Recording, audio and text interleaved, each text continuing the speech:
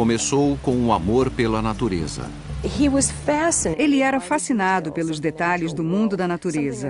Algo simples como a quantidade de terra que uma minhoca poderia cavar durante um dia era motivo de assombro para ele.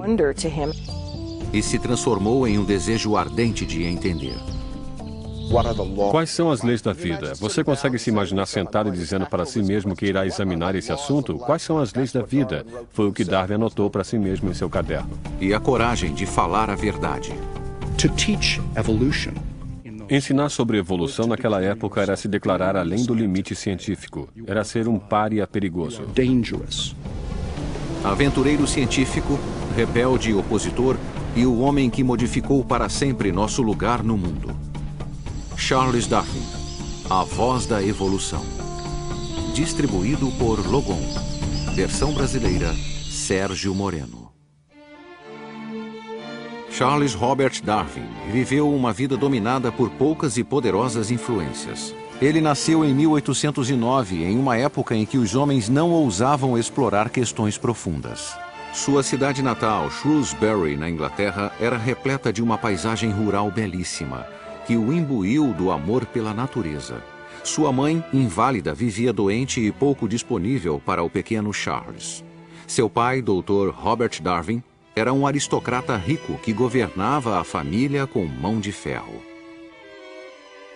Robert Darwin era um homem poderoso, um médico bem conhecido, rico, um bom investidor. Uma figura que marcava sua presença na zona rural. Era praticamente um aristocrata na região em que vivia. O Dr. Darwin prezava sua posição social e pressionava Charles a agir respeitosamente. À noite, os filhos de Darwin se sentavam para ouvir enquanto o pai, de 160 quilos, passava horas falando sobre o bom comportamento. Charles se sentia como um solitário na multidão, intimidado pelo pai e distante de 5 irmãos. Acho que ele não dispunha de muita privacidade.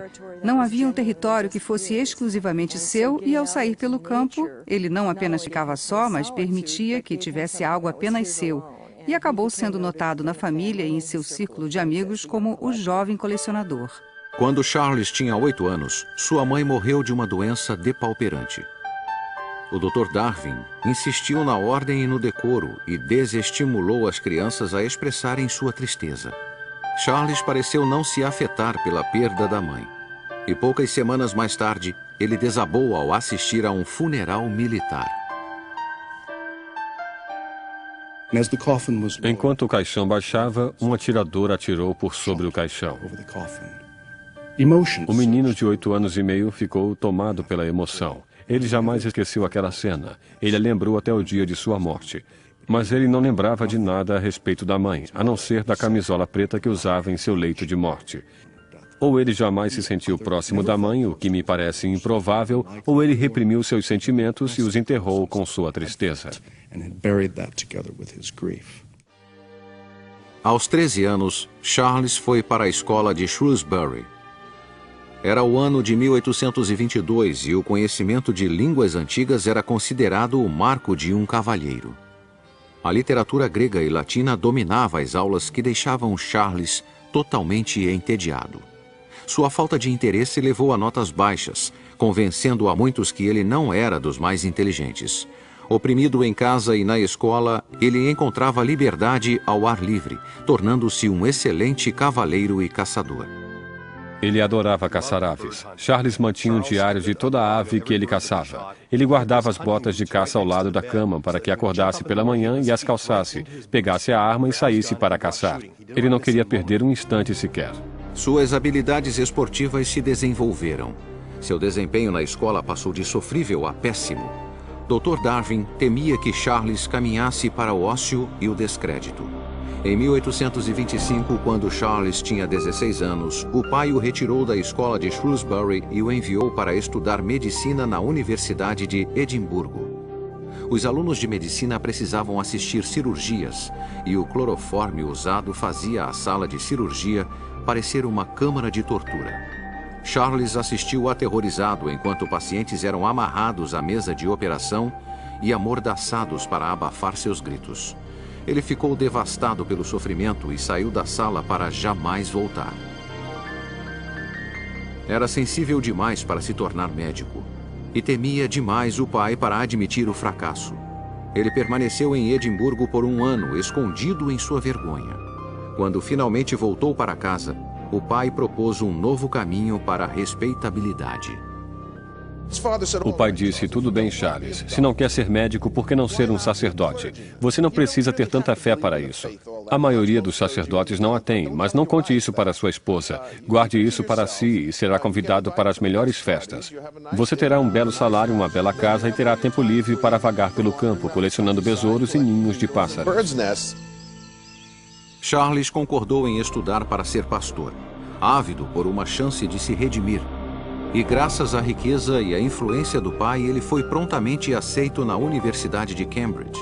Aos 22 anos, ele se liberou e curtiu os prazeres da juventude.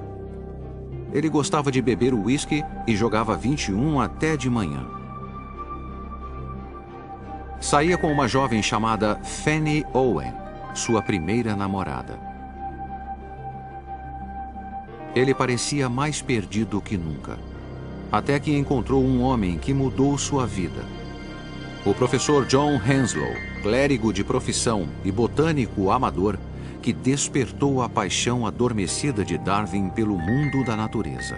Suas longas caminhadas eram tão comuns que Darwin era chamado o homem que anda com Henslow.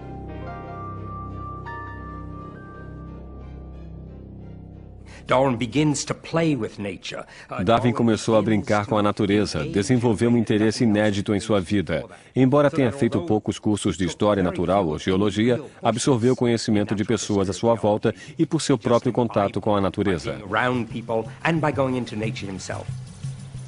Ele se tornou um ávido colecionador de plantas e animais, com zelo especial por espécies de besouros. Ele pegou um besouro em uma das mãos e viu outra espécie rara e o pegou com a outra mão. Viu um terceiro e queria muito aquele besouro. Então colocou o segundo na boca enquanto pegava o terceiro. Mas o segundo besouro lançou um líquido ruim e Darwin o cuspiu, deixando cair o terceiro besouro, ficando apenas com um besouro e com um gosto ruim na boca. Ele devorava longos relatos de vários volumes de exploração científica e sonhava com aventuras distantes. Ele negligenciava os estudos e quase saiu de Cambridge sem um diploma de teologia. E então, ao visitar Shrewsbury, recebe uma carta do professor Henslow. O navio real, o HMS Beagle, zarparia em breve para uma viagem ao redor do mundo. O capitão procurava um jovem parceiro e naturalista. Estaria Darwin interessado? Darwin ficou exultante. Ele estava ansioso para conhecer o mundo. Estava entusiasmado em viajar, mas quando foi para a cama naquela noite, escreveu em seu diário: "Recusei a oferta de viagem." E o motivo foi a recusa do pai em lhe dar permissão. Dr. Darwin really was afraid to lose. Dr. Darwin tinha medo de perder o filho. Milhares de jovens partiram em aventuras durante a época do Império Colonial Britânico. Muitos deles jamais voltaram. Tentou de todas as formas convencer Charles de que era uma má ideia, mas quando viu que Charles estava determinado a ir, disse: "Tudo bem, se me apresentar um homem de discernimento que aprove essa ideia maluca, eu te dou permissão." Approve of this mad scheme, I'll go along with it. Charles encontrou esse homem no tio, Josiah Wedgwood, que persuadiu o Dr. Darwin a custear a viagem do filho. Charles ficou exultante e apreensivo. Darwin não imaginava o significado daquela viagem. Não sabia se sobreviveria. Esperava convencer as pessoas que respeitava, principalmente em casa, aqueles dos quais queria a aprovação. Seu pai, seus professores de Cambridge, de que era capaz de ser alguém. Possuía um desejo ardente de fazer isso.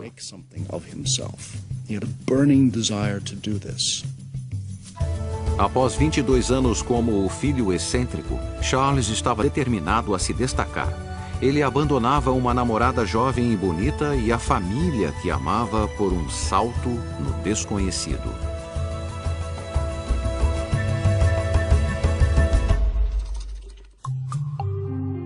Charles Darwin havia sonhado em viajar pelo mundo e em 1831 seu sonho parecia estar ao seu alcance. A coroa britânica havia designado o HMS Beagle para mapear rotas marinhas ao longo da América do Sul e o capitão procurava um naturalista para a viagem. Darwin, aos 22 anos, enfrentaria um obstáculo: a aprovação do capitão Fitzroy.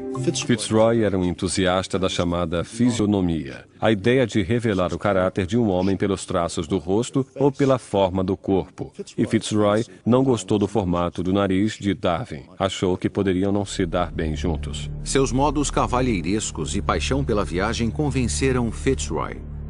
Darwin ficou exultante até que viu o Beagle. Ele o olhou. Tinha 27 metros de comprimento. Era pequeno. 7 metros de largura no seu ponto mais largo. Era pequeno. Olhou o camarote que teria que compartilhar. Precisava se curvar para entrar. Ele tinha 1,82 m e o teto era mais baixo. Seriam seus aposentos, o que claramente lhe dava uma sensação de claustrofobia. Das cartas de Darwin às irmãs, pais e amigos, vê-se que estava tomado por uma sensação de pânico. Deveria voltar atrás, mas é claro que não poderia. Ele sabia disso, era um cavalheiro, havia aceitado.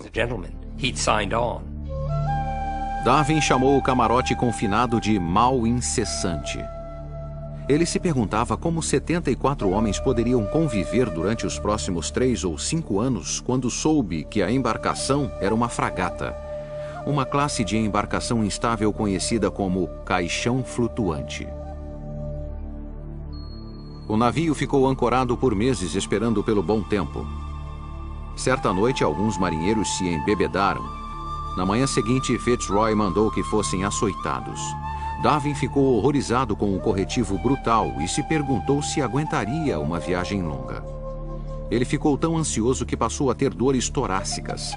Finalmente, o Beagle zarpou e ele imediatamente descobriu um novo tormento. O pior de tudo era o enjoo. Ele sofria de enjoo no mar, como todos os Darwin, inclusive eu, através de gerações. É uma herança difícil que me faz vomitar o tempo todo. E o que surpreendeu a mim e a outras pessoas foi que ele sobreviveu apesar do enjoo, já que passou pelos piores mares do mundo. Nem mesmo o sono lhe trazia a paz.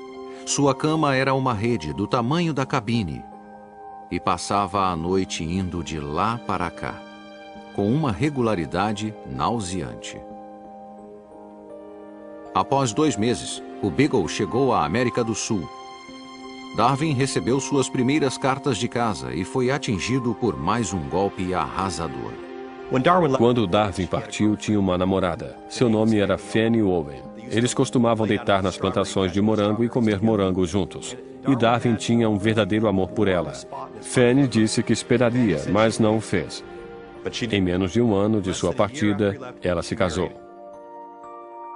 Darwin ficou desolado com a notícia. Mas a natureza, seu amor mais antigo, preencheu o vazio. Nenhum romance poderia se igualar ao êxtase de sua primeira caminhada pela floresta tropical brasileira.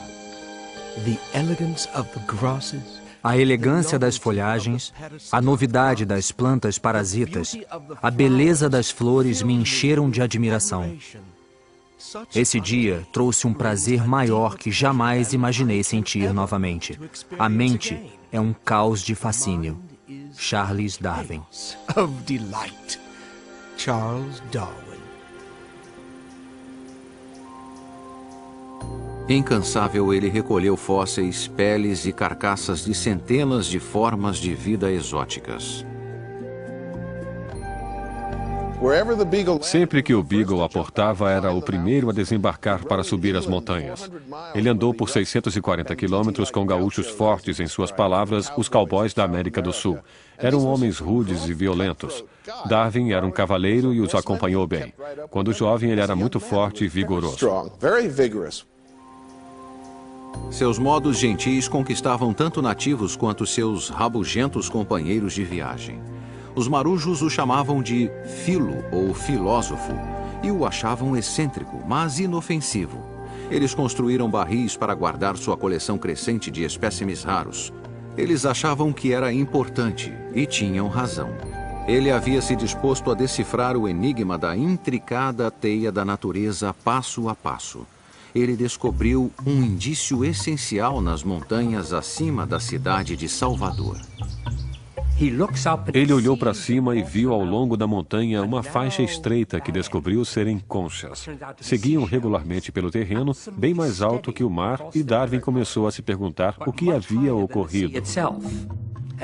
A terra teria se erguido ou a água baixara? A cristandade achava que a superfície terrestre permanecera fixa desde o dilúvio. Suas próprias observações lhe diziam que era um planeta em constante mudança.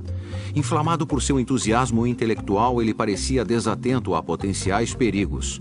Na Argentina, ele desafiou o cruel ditador, o general Juan de Rosas. Darwin precisava vê-lo para obter um passaporte. Ele se denominou Dom Carlos, naturalista. E perguntaram, naturalista? O que é naturalista? E ele respondeu através do intérprete que um naturalista era um homem que se interessava por tudo, por qualquer coisa. E disseram, um espião. Darwin conseguiu conquistar Rosas, obtendo passe livre e acompanhantes para entrar na densa floresta. Ele estava cada vez mais seguro de si até que encontrou os selvagens da Terra do Fogo.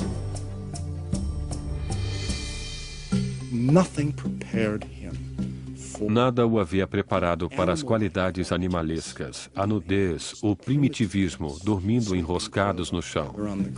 Ele mal podia crer que o mesmo Deus havia criado humanos tão rudes, humanos tão elevados como ele próprio, e ainda os refinados professores de Cambridge.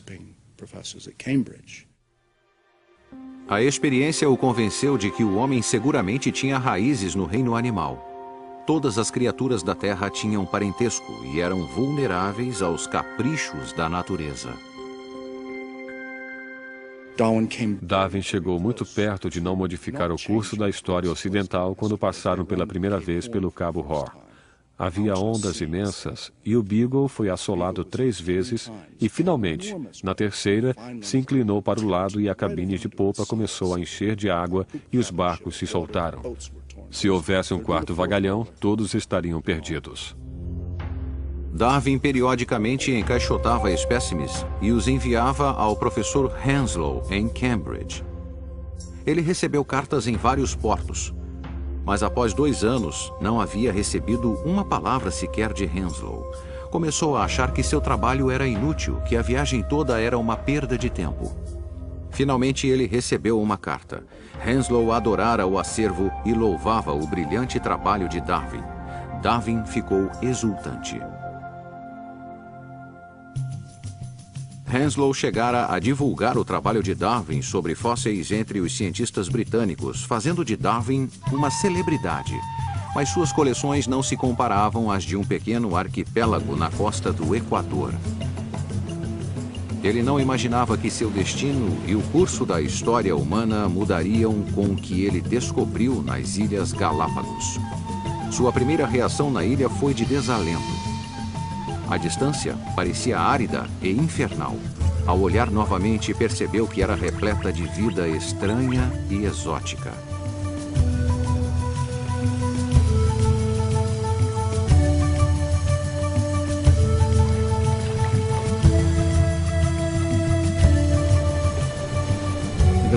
Os Galápagos que ele encontrou eram uma espécie de laboratório ao ar livre, algo pré-histórico e ainda existente naquele tempo. Era o local mais extraordinário onde o homem jamais pisara até os últimos 100 anos. E nenhum animal tinha medo dos homens, o que era emocionante. Darwin se aproveitou de sua mansidão e andou no casco de tartarugas gigantes. Ele notou que elas e outros animais existiam com pequenas variações em cada ilha. Os tentilhões de uma ilha tinham bicos longos para pegar insetos. Os de outra possuíam bicos fortes para esmagar nozes, e mesmo assim ele percebeu que cada espécie deveria ter vindo de um ancestral comum. A Bíblia dizia que as espécies foram pré-determinadas na criação. Os Galápagos sugeriam que os animais se desenvolviam. A descoberta de Darwin parecia desafiar a Deus. Ele escreveu a um amigo: é como confessar um assassinato, mas preciso acreditar que as espécies podem se modificar, evoluir. Bom, era como um assassinato, porque um assassinato é um crime capital. Os assassinos são punidos. Darwin sentiu que seria punido. Darwin lutara a vida toda para seguir os princípios do bom comportamento ensinados pelo pai. Ele havia estudado medicina e religião para se enquadrar em uma sociedade respeitável. Agora sua mente estava arrebatada por uma ideia que ameaçava subverter a ordem estabelecida e torná-lo um pária.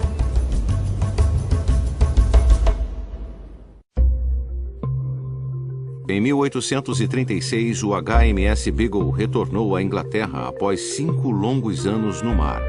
Charles Darwin havia começado a viagem como um jovem assustado recém-saído da faculdade. Ele a terminou como um homem confiante de 27 anos. Havia sobrevivido a constantes enjoos e a perigosos nativos e, apesar disso, havia feito um trabalho brilhante como naturalista. Durante a viagem, havia descoberto mais de 1.500 animais, preservados em álcool, quase 4.000 amostras de peles, ossos e espécimes secos, muitos deles novos para a Europa Ocidental. A elite dos cientistas britânicos fez fila para conduzir o distinto jovem a seu seleto círculo. Por fora, ele parecia a imagem da respeitabilidade. Por dentro, se sentia atormentado por viver uma vida dupla. Darwin rapidamente se tornou membro da Sociedade Geológica, o centro ativo de pessoas que trabalhavam na área de história natural. Darwin rapidamente foi impelido ao âmago do estabelecimento científico. Foi apresentado ao clube de elite de cavalheiros, o Athenaeum. Estava ladeado pelos grandiosos e distintos. Pessoas que o amaldiçoariam e arruinariam sua carreira profissional se soubessem que, secretamente, era partidário da transmutação. A transmutação, como a evolução era chamada na época, dominava seus pensamentos íntimos. Convencido de que espécies se modificam, ele se voltou para o próximo mistério. Por qual mecanismo elas se transformam? Uma viagem de descoberta não se resume a ver novas paisagens, mas voltar para casa e ver a paisagem familiar sob um novo olhar. E foi exatamente o que Darwin fez quando chegou do Beagle. Continuou seus estudos e suas explorações em seu próprio quintal na zona rural inglesa.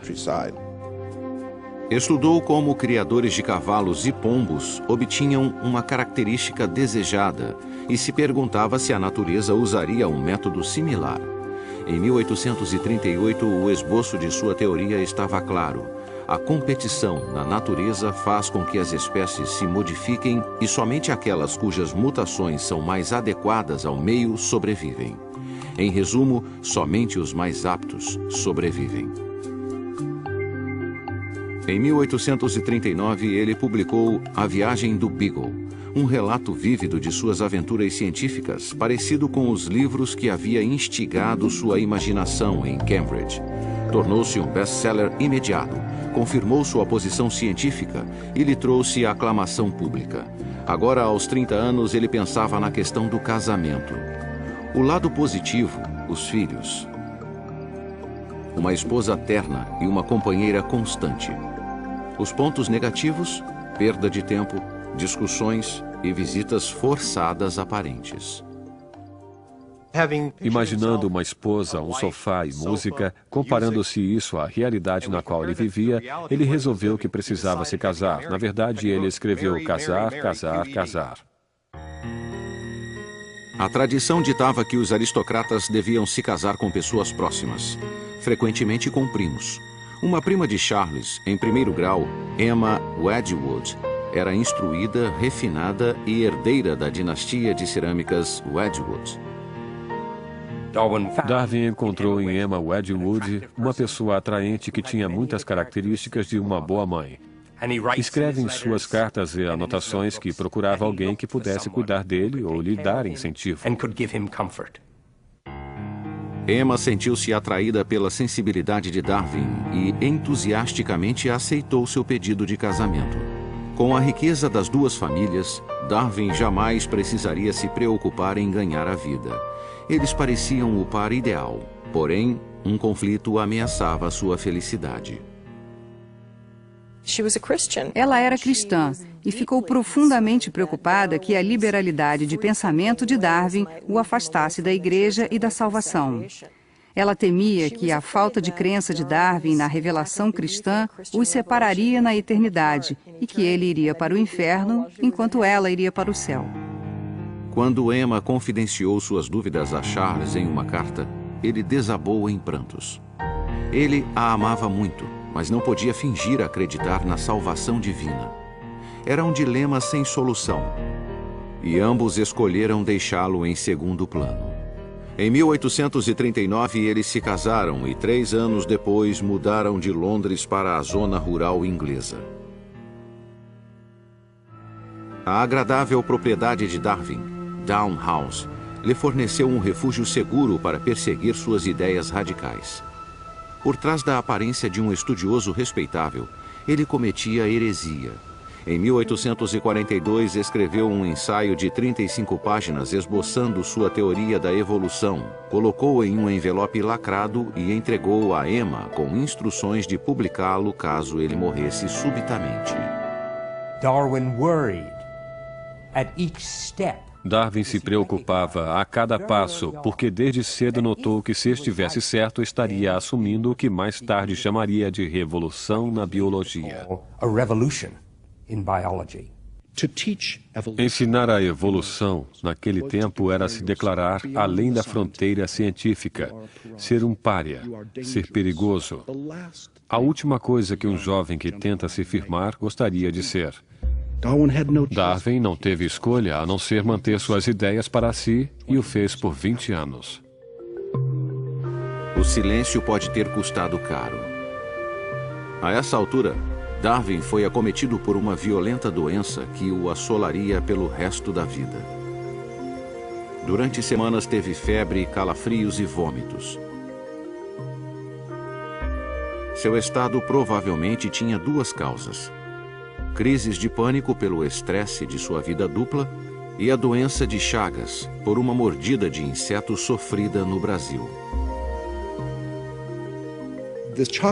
A doença de Chagas o predispunha a adoecer quando algo o aborrecia. Darwin criara um padrão de se tornar extremamente doente por qualquer distúrbio emocional em sua vida, até mesmo em pensar nas ideias evolucionistas. O vigoroso explorador que havia escalado montanhas, lutado para caminhar pelo solo de sua casa de campos, nos próximos 40 anos viveria praticamente inválido. Raramente saía de casa, conseguindo trabalhar apenas 2 ou 3 horas por dia. Eu sou um cão adulto, tedioso e desanimado perto do que era. É uma penitência amarga compreender que a raça é dos fortes e que provavelmente farei pouco a não ser admirar os avanços que outros farão na ciência.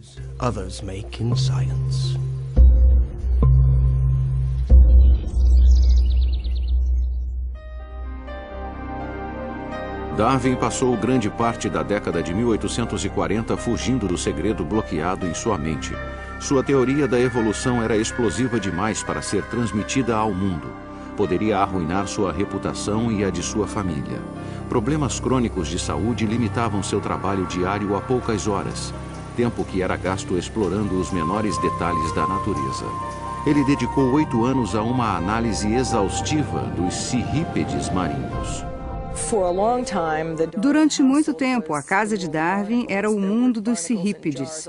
Havia cirrípedes em jarros por toda a parte. Há uma história de que um amigo do filho de Darwin o visitou e perguntou: onde o seu pai trabalha com os crustáceos? Sua doença o confinou a Down House e o forçou a trazer para si o mundo exterior através de um vasto universo de correspondência. Ele buscava informações com o mesmo apreço que havia colecionado besouros. Entrava em contato com todos, desde marujos a missionários e naturalistas, em busca de espécimes distantes e descobertas científicas. Ele trabalhava com afinco, escrevia cartas dia após dia, quer estivesse doente ou bem. Darwin escrevia cartas para outros cientistas explorando suas ideias. Onde viu isso? Onde encontrou aquilo? Você já ouviu falar disso? Então havia uma fascinante tensão entre Darwin, o consumado cientista internacional, e Darwin, o recluso.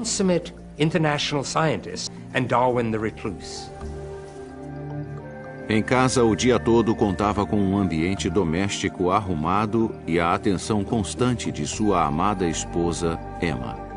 Ela era sua enfermeira e protetora, abrigando-o de visitas não desejáveis. Quando estava cansado demais para trabalhar, ela lia alto ou tocava piano para ele. Eles tiveram 10 filhos. 7 viveram até a idade adulta. Em uma época de pais distantes e autoritários, como seu próprio pai, Darwin abertamente amava e venerava os filhos. Ele nunca estava ocupado demais para dar atenção a seus interesses ou para brincar com eles. Na verdade, um de seus filhos, aos 4 anos, entrou no escritório de Darwin e tentou suborná-lo com 6 centavos para deixar o trabalho e ir brincar com as crianças. Ele era muito afetuoso, era muito apegado aos filhos e gostava de se divertir com eles. Assim como Darwin amava os filhos, eles entendiam sua sensibilidade incomum ao sofrimento. Quando as crianças se machucavam, sofriam um corte ou um arranhão, elas esperavam no corredor do escritório de Darwin até que ele saísse para colocarem curativos, porque a visão de ferimentos o deixava devastado e eles queriam poupá-lo desse sofrimento. Ele tinha uma ligação especial com a filha mais velha, Annie. Uma criança alegre e otimista. Ela se tornou sua companheira constante. Ela era uma criança linda e Darwin achava que ela seria a filha que cuidaria dele em sua idade avançada. Ela brincava calmamente perto de sua cadeira enquanto ele fazia suas pesquisas. Era a única filha que ficava no escritório enquanto ele trabalhava. Aos 9 anos, o espírito alegre de Annie começou a desvanecer. Por um período de meses, foi enfraquecendo cada vez mais, resistente a todas as tentativas de cura. Darwin freneticamente consultava um especialista após outro. Finalmente, sozinho ao lado de seu leito, ele a viu partir, sem nada poder fazer. Ele ficou lá e a observou até a morte no final da semana de Páscoa de 1851. Quando ela se foi, se deu conta de que não havia ressurreição. E acho que a morte de Annie, esmagada pela luta pela vida, marca o fim da crença de Darwin em um universo justo e ético.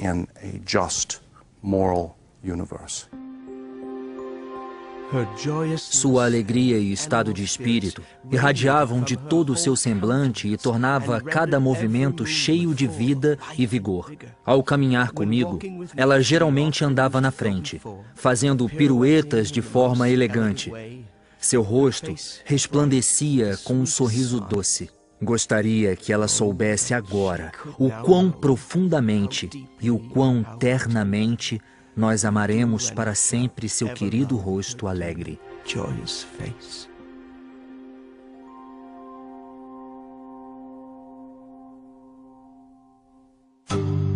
Após a morte de Annie, Darwin retomou o trabalho adiado por tanto tempo, a revelação pública de sua teoria da evolução. Ele passou anos escrevendo, refinando, aperfeiçoando seu livro, até que um incidente em 1858 repentinamente o reanimou. Havia esperado 20 anos para publicar, e agora o naturalista inglês Alfred Wallace havia independentemente desenvolvido ideias similares sobre a evolução e a seleção natural. Darwin estava determinado a reivindicar crédito público por sua ideia revolucionária e irrompeu em um frenesi de escrever durante 13 meses. Ele sabia que seu livro ameaçaria sua reputação e colocaria em perigo o futuro dos filhos. E o pior de tudo, traria sofrimento para uma mulher que ele chamava de meu anjo. Emma, a esposa, era uma cristã devota. Darwin a amava, a respeitava verdadeiramente. E, portanto, fazer algo que obviamente a magoaria era algo que ele detestaria fazer. E mesmo assim, estava claro para ele, desde o início, que a ideia que ele lançava era algo que ela teria extrema dificuldade em lidar. Porque a evolução implicava que os humanos eram meramente animais sem uma alma imortal, os cristãos a consideravam imoral. Sem a alma não há incentivo para se viver uma vida de bem. Não há paraíso ou inferno, não há recompensas nem punições. E enquanto lutava para terminar o livro, Darwin sentia que sofria por seus pecados. Ele tinha furúnculos, caiu e machucou a perna, mal podia andar. Vivia vomitando e tentava corrigir a prova do livro e enviava cartas para acompanhar as cópias de apresentação para seus amigos de Cambridge, seus clérigos. E ele dizia, ansiarão por me crucificar vivo e assim por diante. Realmente sentimentos muito fortes de medo que reagissem contra o livro ao qual dedicara a sua vida. Ele sentia o peso do mundo nos ombros. Durante 20 anos, havia lutado contra seu destino. Durante 20 anos, vivera uma vida dupla. Agora, seu silêncio terminara. Em novembro de 1859, ele publicou A Origem das Espécies e aguardou pela tempestade.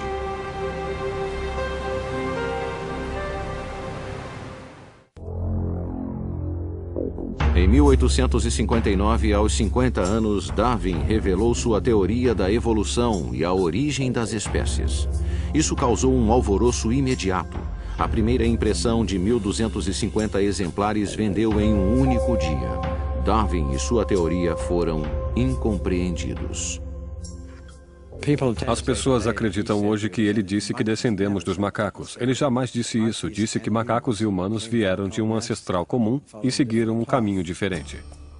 Para a Inglaterra vitoriana, a evolução de animais inferiores parecia extremamente improvável.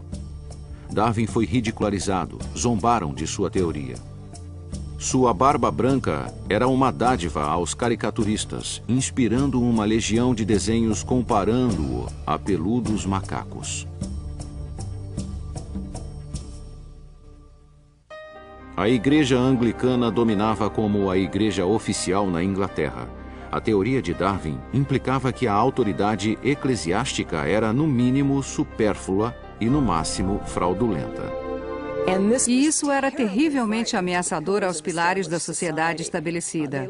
Era citado o que acontecera na França no século anterior, quando o pensamento liberal e ideias radicais haviam estimulado as classes mais baixas a questionar a ordem estabelecida e vejam só o que aconteceu. Muitos perderam a cabeça. Ninguém queria que aquilo acontecesse na Inglaterra. Publicamente, os debates encolerizavam criacionistas e evolucionistas. Darwin superava a controvérsia na segurança de Downhouse e trabalhava nos bastidores para obter suporte à sua teoria na elite de cientistas. Darwin entendeu o valor de relações públicas. Ele fez uma campanha consciente para converter os 10 ou 15 homens mais notórios na ciência ao evolucionismo e mantinha uma lista de quem estava indeciso, quem era a favor e quem era contra ele. A opinião pública e intelectual foi aos poucos se voltando a seu favor. Ninguém com mente aberta poderia ignorá-la. Até alguns religiosos concordaram que Deus poderia ter criado a vida na Terra para que as criaturas que criou evoluíssem e se modificassem.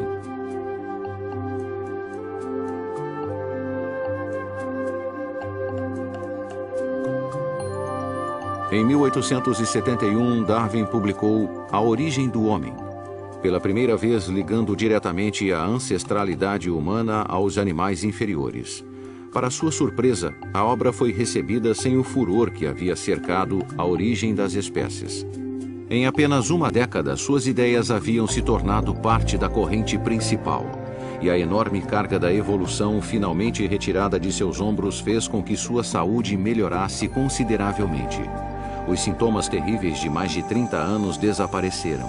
Ele vagava pelo terreno de Downhouse com vigor renovado, avidamente interessado no estudo detalhado de vermes. O mundo havia mudado em 20 anos desde A Origem das Espécies. Enquanto muitos ainda discordavam das ideias de Darwin, ninguém era ridicularizado por discuti-las. Darwin se tornou uma figura idosa respeitada e foi agraciado com um diploma honorário de Cambridge, 50 anos após quase ter sido reprovado. Sua alma estava em paz. a não ser pelo conflito doloroso e não resolvido com a esposa, Emma. Emma acreditava piamente na vida eterna para os cristãos salvos e ficava muito triste em pensar que ela e Darwin não passariam aquela vida juntos. Essa diferença religiosa se tornava mais pungente à medida que os anos finais se aproximavam. Em abril de 1882, Darwin, aos 73 anos, sofreu um grave ataque cardíaco e passou os poucos dias que lhe restavam como a maior parte de sua vida, amparado por sua querida Emma. Quando ele morreu literalmente nos braços dela, sua cabeça repousada em seu regaço, ao dar seus últimos suspiros, ele disse que esperava que, de alguma forma, eles pudessem ficar juntos. Mas sabia que, por sua luz, ela teria uma vida eterna. E ele não. Sua morte deu origem a uma controvérsia final: o local de sepultamento. A família se surpreendeu com a solicitação de que o corpo fosse enterrado na abadia de Westminster. Os tempos eram tempestuosos. A abadia precisava mais disso do que ele precisava da abadia, porque Darwin havia anexado novos territórios, sendo o grande imperialista, novos territórios de conhecimento, e havia colocado a bandeira da ciência em novos reinos. A Inglaterra reclamava seu filho rebelde como seu. Em 26 de abril de 1882, a elite da sociedade britânica se reuniu no pátio da igreja da abadia de Westminster para ver Darwin ir repousar ao lado de Sir Isaac Newton. Um agnóstico que havia minado a autoridade cristã passaria a eternidade em solo sagrado. Nos séculos após sua morte, A Origem das Espécies foi publicada 400 vezes, em 29 idiomas. Seus princípios sobre a modificação por elementos naturais alteraram para sempre a forma como vemos o mundo. A partir da publicação de A Origem das Espécies, Deus foi posto de lado em área após área, na medida em que a explicação natural tomou conta. Todos os fenômenos de seres vivos, inclusive os humanos, sua organização social, seu comportamento, são desenvolvidos e controlados pelas forças naturais. Darwin modificou a visão de mundo para sempre, como poucos homens fizeram no curso da história. Ele deu origem a uma nova era na ciência, assim como na cultura popular. Acho fascinante que seu nome apareça nos jornais e revistas e até na televisão. Praticamente todos os dias há menção a Charles Darwin, o que me é muito caro. Na verdade, já me perguntaram se podiam me tocar ao saberem que sou seu bisneto. Isso me impressiona bastante. Darwin dedicou sua vida a descobrir os grandes segredos da natureza. Durante seu funeral, o coro da abadia cantou um hino especialmente composto com a letra do livro dos Provérbios. Bem-aventurado o homem que encontra sabedoria e o que adquire conhecimento.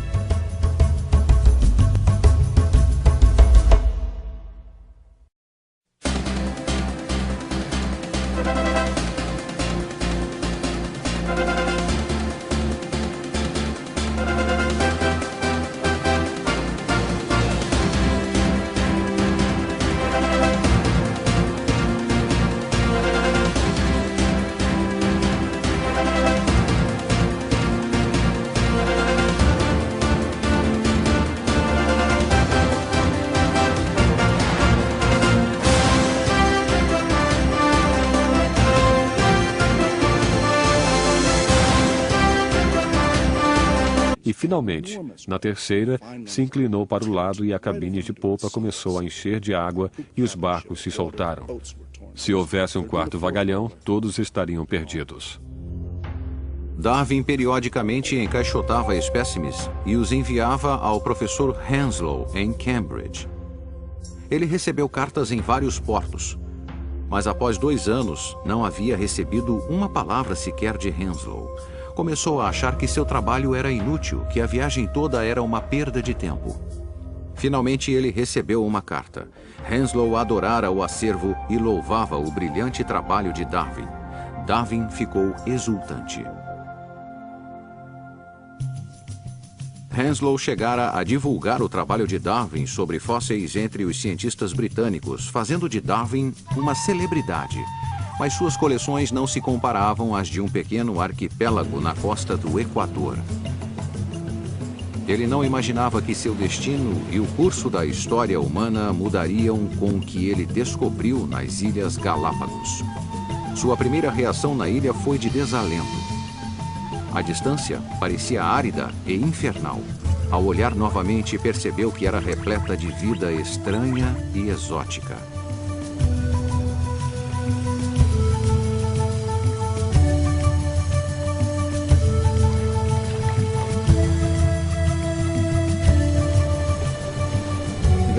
Os Galápagos que ele encontrou eram uma espécie de laboratório ao ar livre, algo pré-histórico e ainda existente naquele tempo. Era o local mais extraordinário onde o homem jamais pisara até os últimos 100 anos. E nenhum animal tinha medo dos homens, o que era emocionante. Darwin se aproveitou de sua mansidão e andou no casco de tartarugas gigantes. Ele notou que elas e outros animais existiam com pequenas variações em cada ilha. Os tentilhões de uma ilha tinham bicos longos para pegar insetos. Os de outra possuíam bicos fortes para esmagar nozes, e mesmo assim ele percebeu que cada espécie deveria ter vindo de um ancestral comum. A Bíblia dizia que as espécies foram pré-determinadas na criação. Os Galápagos sugeriam que os animais se desenvolviam. A descoberta de Darwin parecia desafiar a Deus. Ele escreveu a um amigo: "É como confessar um assassinato, mas preciso acreditar que as espécies podem se modificar, evoluir." Bom, era como um assassinato, porque um assassinato é um crime capital. Os assassinos são punidos. Darwin sentiu que seria punido. Darwin lutara a vida toda para seguir os princípios do bom comportamento Cristã os separaria na eternidade e que ele iria para o inferno enquanto ela iria para o céu. Quando Emma confidenciou suas dúvidas a Charles em uma carta, ele desabou em prantos. Ele a amava muito, mas não podia fingir acreditar na salvação divina. Era um dilema sem solução, e ambos escolheram deixá-lo em segundo plano. Em 1839, eles se casaram e 3 anos depois mudaram de Londres para a zona rural inglesa. A agradável propriedade de Darwin, Down House, lhe forneceu um refúgio seguro para perseguir suas ideias radicais. Por trás da aparência de um estudioso respeitável, ele cometia heresia. Em 1842, escreveu um ensaio de 35 páginas esboçando sua teoria da evolução, colocou-o em um envelope lacrado e entregou-o a Emma com instruções de publicá-lo caso ele morresse subitamente. Darwin se preocupava a cada passo, porque desde cedo notou que se estivesse certo, estaria assumindo o que mais tarde chamaria de revolução na biologia. Ensinar a evolução, naquele tempo, era se declarar além da fronteira científica, ser um pária, ser perigoso. A última coisa que um jovem que tenta se firmar gostaria de ser. Darwin não teve escolha a não ser manter suas ideias para si e o fez por 20 anos. O silêncio pode ter custado caro. A essa altura, Darwin foi acometido por uma violenta doença que o assolaria pelo resto da vida. Durante semanas teve febre, calafrios e vômitos. Seu estado provavelmente tinha 2 causas: crises de pânico pelo estresse de sua vida dupla e a doença de Chagas, por uma mordida de inseto sofrida no Brasil. A doença de Chagas o predispunha a adoecer quando algo o aborrecia. Darwin criara um padrão de se tornar extremamente doente por qualquer distúrbio emocional em sua vida, até mesmo em pensar nas ideias evolucionistas. O vigoroso explorador que havia escalado montanhas, lutado para caminhar pelo solo de sua casa de campos, nos próximos 40 anos viveria praticamente inválido. raramente saía de casa, conseguindo trabalhar apenas 2 ou 3 horas por dia. Eu sou um cão adulto, tedioso e desanimado perto do que era. É uma penitência amarga compreender que a raça... Distribuído por Logon. Versão brasileira, Sérgio Moreno. Charles Robert Darwin viveu uma vida dominada por poucas e poderosas influências. Ele nasceu em 1809, em uma época em que os homens não ousavam explorar questões profundas. Sua cidade natal, Shrewsbury, na Inglaterra, era repleta de uma paisagem rural belíssima, que o imbuiu do amor pela natureza. Sua mãe, inválida, vivia doente e pouco disponível para o pequeno Charles. Seu pai, Dr. Robert Darwin, era um aristocrata rico que governava a família com mão de ferro. Robert Darwin era um homem poderoso, um médico bem conhecido, rico, um bom investidor. Uma figura que marcava sua presença na zona rural. Era praticamente um aristocrata na região em que vivia. O Dr. Darwin prezava sua posição social e pressionava Charles a agir respeitosamente. À noite, os filhos de Darwin se sentavam para ouvir enquanto o pai, de 160 quilos, passava horas falando sobre o bom comportamento. Charles se sentia como um solitário na multidão, intimidado pelo pai e distante de 5 irmãos. Acho que ele não dispunha de muita privacidade. Não havia um território que fosse exclusivamente seu e, ao sair pelo campo, ele não apenas ficava só, mas permitia que tivesse algo apenas seu. E acabou sendo notado na família e em seu círculo de amigos como o jovem colecionador. Quando Charles tinha 8 anos, sua mãe morreu de uma doença depauperante. O Dr. Darwin insistiu na ordem e no decoro e desestimulou as crianças a expressarem sua tristeza. Charles pareceu não se afetar pela perda da mãe. E poucas semanas mais tarde, ele desabou ao assistir a um funeral militar. Enquanto o caixão baixava, um atirador atirou por sobre o caixão. O menino de 8 anos e meio ficou tomado pela emoção. Ele jamais esqueceu aquela cena. Ele a lembrou até o dia de sua morte. Mas ele não lembrava de nada a respeito da mãe, a não ser da camisola preta que usava em seu leito de morte. Ou ele jamais se sentiu próximo da mãe, o que me parece improvável, ou ele reprimiu seus sentimentos e os enterrou com sua tristeza. Aos 13 anos, Charles foi para a escola de Shrewsbury. Era o ano de 1822 e o conhecimento de línguas antigas era considerado o marco de um cavalheiro. A literatura grega e latina dominava as aulas que deixavam Charles totalmente entediado. Sua falta de interesse levou a notas baixas, convencendo a muitos que ele não era desde a origem das espécies. Enquanto muitos ainda discordavam das ideias de Darwin, ninguém era ridicularizado por discuti-las. Darwin se tornou uma figura idosa respeitada e foi agraciado com um diploma honorário de Cambridge, 50 anos após quase ter sido reprovado. Sua alma estava em paz, a não ser pelo conflito doloroso e não resolvido com a esposa, Emma acreditava piamente na vida eterna para os cristãos salvos e ficava muito triste em pensar que ela e Darwin não passariam aquela vida juntos. Essa diferença religiosa se tornava mais pungente à medida que os anos finais se aproximavam. Em abril de 1882, Darwin, aos 73 anos, sofreu um grave ataque cardíaco e passou os poucos dias que lhe restavam como a maior parte de sua vida, amparado por sua querida Emma. Quando ele morreu literalmente nos braços dela, sua cabeça repousada em seu regaço, ao dar seus últimos suspiros, ele disse que esperava que, de alguma forma, eles pudessem ficar juntos. Mas sabia que, por sua luz, ela teria uma vida eterna, e ele não. Sua morte deu origem a uma controvérsia final: o local de sepultamento. A família se surpreendeu com a solicitação de que o corpo fosse enterrado na abadia de Westminster. Os tempos eram tempestuosos. A abadia precisava mais disso do que ele precisava da abadia, porque Darwin havia anexado novos territórios, sendo o grande imperialista, novos territórios de conhecimento, e havia colocado a bandeira da ciência em novos reinos. A Inglaterra reclamava seu filho rebelde como seu. Em 26 de abril de 1882, a elite da sociedade britânica se reuniu no pátio da igreja da Abadia de Westminster para ver Darwin ir repousar ao lado de Sir Isaac Newton.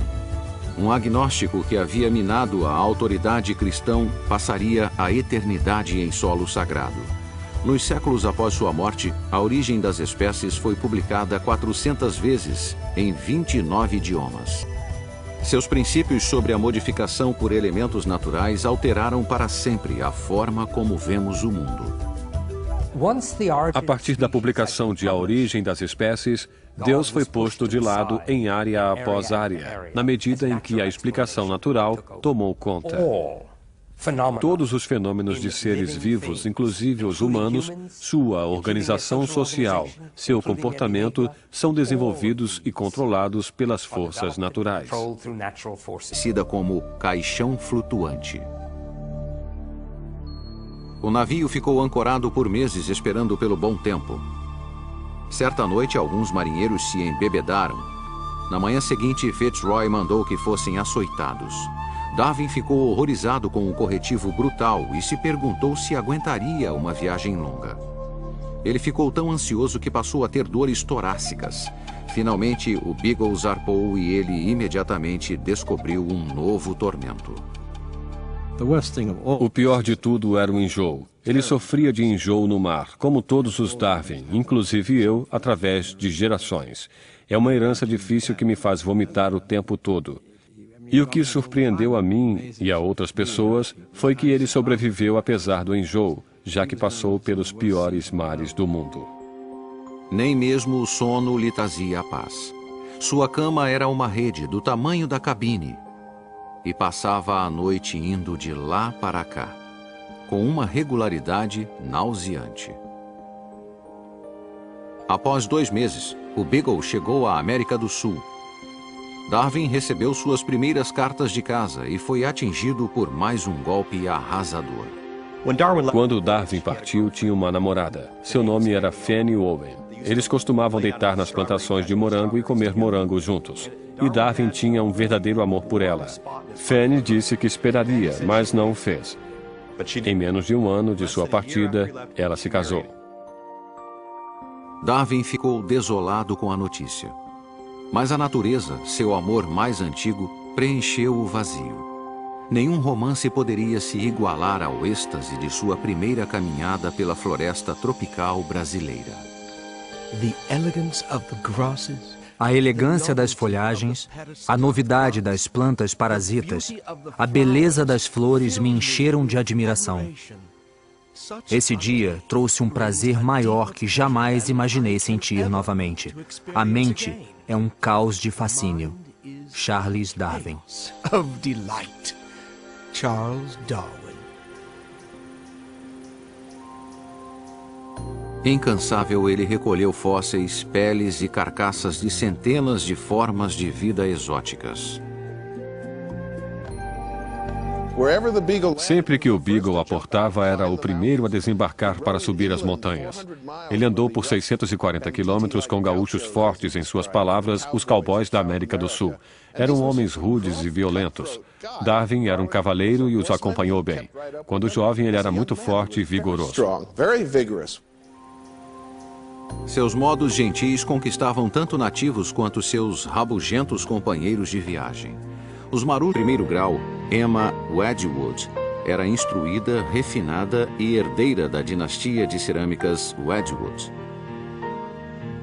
Darwin encontrou em Emma Wedgwood uma pessoa atraente que tinha muitas características de uma boa mãe. Escreve em suas cartas e anotações que procurava alguém que pudesse cuidar dele ou lhe dar incentivo. Emma sentiu-se atraída pela sensibilidade de Darwin e entusiasticamente aceitou seu pedido de casamento. Com a riqueza das duas famílias, Darwin jamais precisaria se preocupar em ganhar a vida. Eles pareciam o par ideal, porém, um conflito ameaçava sua felicidade. Ela era cristã e ficou profundamente preocupada que a liberalidade de pensamento de Darwin o afastasse da igreja e da salvação.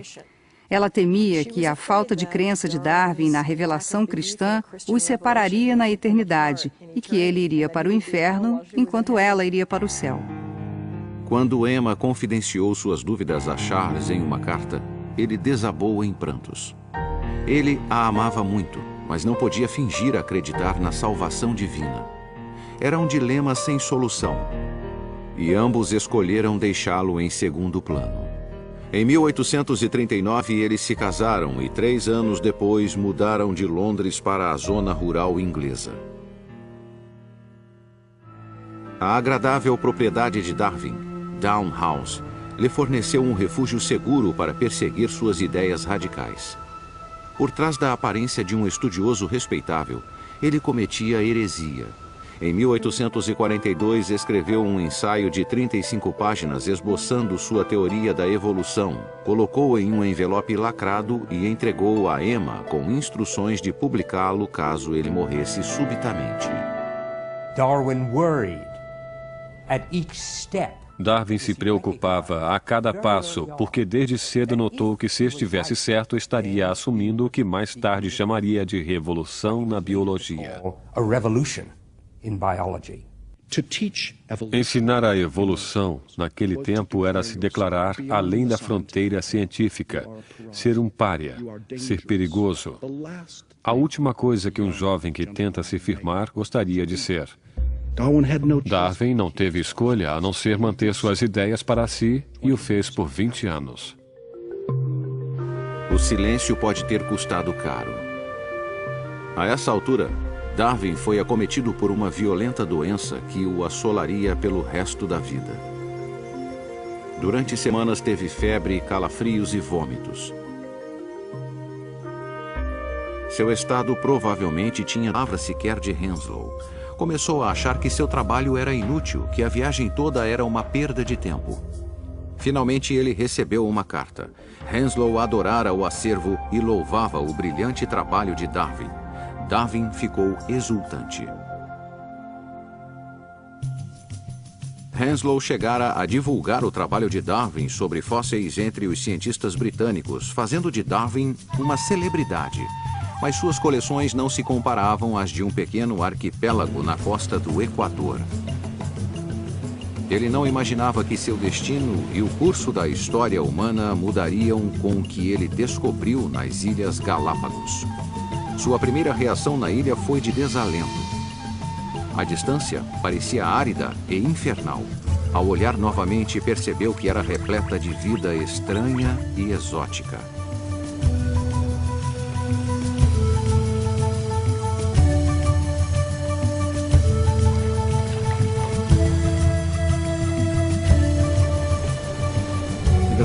Os Galápagos que ele encontrou eram uma espécie de laboratório ao ar livre, algo pré-histórico e ainda existente naquele tempo. Era o local mais extraordinário onde o homem jamais pisara até os últimos 100 anos. E nenhum animal tinha medo dos homens, o que era emocionante. Darwin se aproveitou de sua mansidão e andou no casco de tartarugas gigantes. Ele notou que elas e outros animais existiam com pequenas variações em cada ilha. Os tentilhões de uma ilha tinham bicos longos para pegar insetos. Os de outra possuíam bicos fortes para esmagar nozes, e mesmo assim ele percebeu que cada espécie deveria ter vindo de um ancestral comum. A Bíblia dizia que as espécies foram pré-determinadas na criação. Os Galápagos sugeriam que os animais se desenvolviam. A descoberta de Darwin parecia desafiar a Deus. Ele escreveu a um amigo: "É como confessar um assassinato, mas preciso acreditar que as espécies podem se modificar, evoluir." Bom, era como um assassinato, porque um assassinato é um crime capital. Os assassinos são punidos. Darwin sentiu que seria punido. Darwin lutara a vida toda para seguir os princípios do bom comportamento ensinados pelo pai. Ele havia estudado medicina e religião para se enquadrar em uma sociedade respeitável. Agora sua mente estava arrebatada por uma ideia que ameaçava subverter a ordem estabelecida e torná-lo um pária.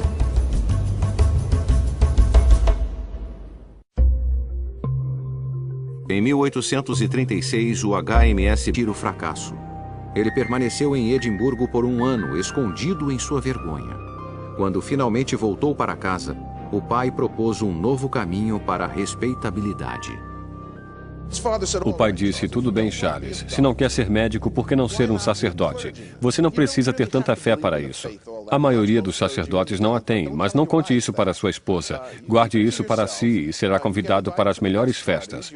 Você terá um belo salário, uma bela casa e terá tempo livre para vagar pelo campo, colecionando besouros e ninhos de pássaros. Charles concordou em estudar para ser pastor, ávido por uma chance de se redimir. E graças à riqueza e à influência do pai, ele foi prontamente aceito na Universidade de Cambridge. Aos 22 anos, ele se liberou e curtiu os prazeres da juventude. Ele gostava de beber uísque e jogava 21 até de manhã. Saía com uma jovem chamada Fanny Owen, sua primeira namorada. Ele parecia mais perdido que nunca, até que encontrou um homem que mudou sua vida. O professor John Henslow, clérigo de profissão e botânico amador, que despertou a paixão adormecida de Darwin pelo mundo da natureza. Suas longas caminhadas eram tão comuns que Darwin era chamado o homem que anda com Henslow.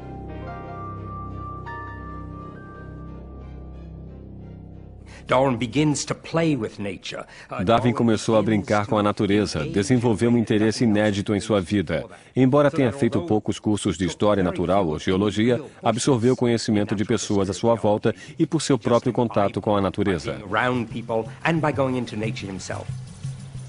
Ele se tornou um ávido colecionador de plantas e animais, com zelo especial por espécies de besouros.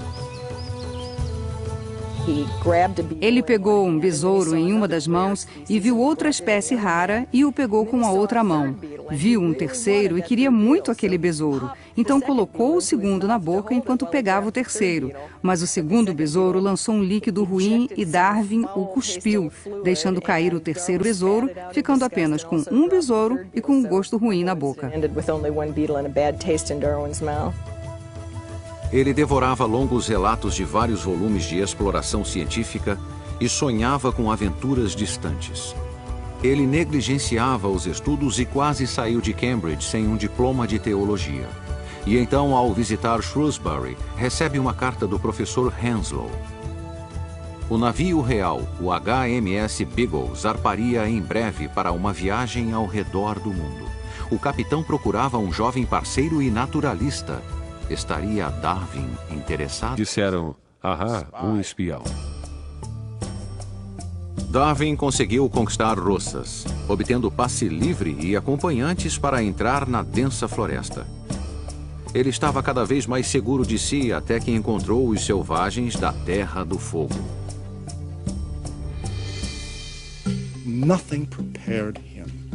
Nada o havia preparado para as qualidades animalescas, a nudez, o primitivismo, dormindo enroscados no chão. Ele mal podia crer que o mesmo Deus havia criado humanos tão rudes, humanos tão elevados como ele próprio, e ainda os refinados professores de Cambridge.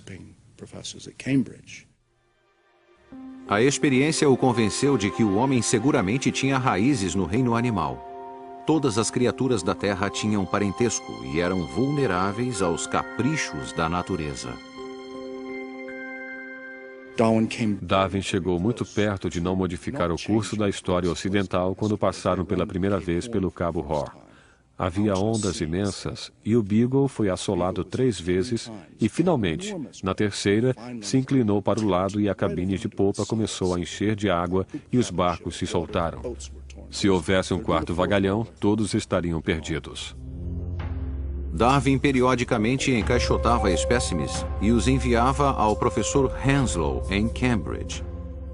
Ele recebeu cartas em vários portos, mas após 2 anos não havia recebido uma palavra sequer de Henslow.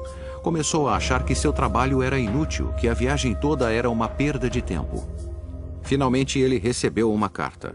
Henslow adorara o acervo e louvava o brilhante trabalho de Darwin. Darwin ficou exultante. Henslow chegara a divulgar o trabalho de Darwin sobre fósseis entre os cientistas britânicos, fazendo de Darwin uma celebridade.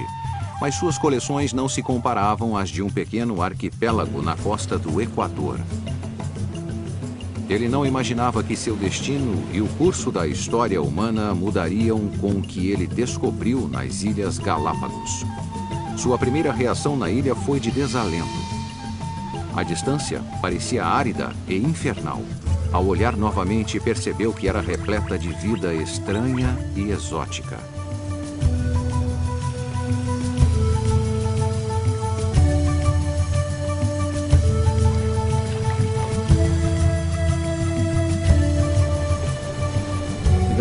Os Galápagos que ele encontrou eram uma espécie de laboratório ao ar livre, algo pré-histórico e ainda existente naquele tempo. Era o local mais extraordinário onde o homem jamais pisara até os últimos 100 anos. E nenhum animal tinha medo. Quando ele morreu literalmente nos braços dela, sua cabeça repousada em seu regaço, ao dar seus últimos suspiros, ele disse que esperava que de alguma forma eles pudessem ficar juntos. Mas sabia que por sua luz, ela teria uma vida eterna. E ele não. Sua morte deu origem a uma controvérsia final: o local de sepultamento. A família se surpreendeu com a solicitação de que o corpo fosse enterrado na abadia de Westminster.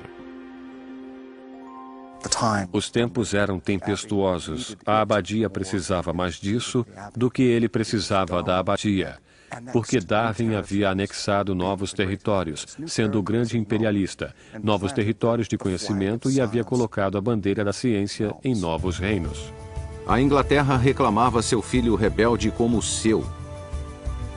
Em 26 de abril de 1882, a elite da sociedade britânica se reuniu no pátio da igreja da abadia de Westminster para ver Darwin ir repousar ao lado de Sir Isaac Newton. Um agnóstico que havia minado a autoridade cristã passaria a eternidade em solo sagrado. Nos séculos após sua morte, A Origem das Espécies foi publicada 400 vezes em 29 idiomas. Seus princípios sobre a modificação por elementos naturais alteraram para sempre a forma como vemos o mundo. A partir da publicação de A Origem das Espécies, Deus foi posto de lado em área após área, na medida em que a explicação natural tomou conta.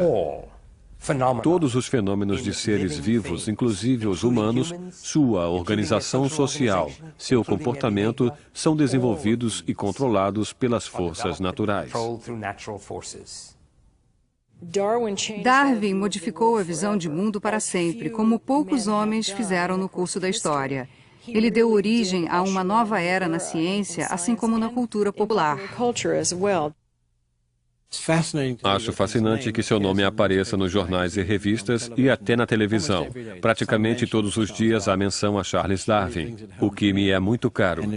Na verdade, já me perguntaram se podiam me tocar ao saberem que sou seu bisneto. Isso me impressiona bastante.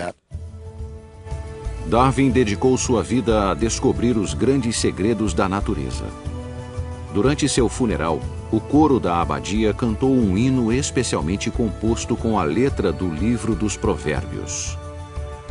Bem-aventurado o homem que encontra sabedoria e o que adquire conhecimento.